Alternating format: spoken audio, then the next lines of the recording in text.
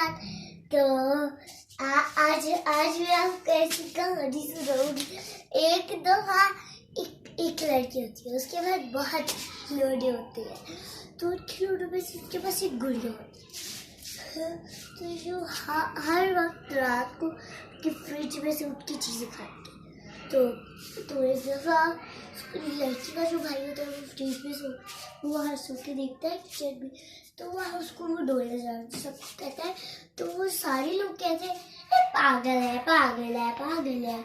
तो एक दिन उसके बाबा भी सो के देखते हैं कि क्या पता वो सच कह रहा है, वो सच हो जाता है।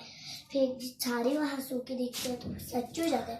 उस गुड़िया को एक रात पकड़ लेते हैं। तो वो गुड़िया कहती है कि असल में मैं कोई चोर नहीं हूँ, असल में मेरी जिद्दों से बचने के लिए यहाँ छुपी हूँ। तो वो लोग कहते हैं अच्छा। तो वो लोग कहते हैं तुम यहाँ से चली जाओ।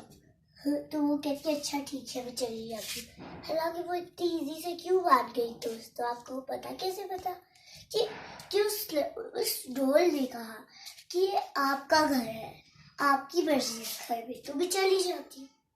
ठीक है, हमारे चैनल पर सब कीजिएगा, लाइक कीजिएगा, बाय।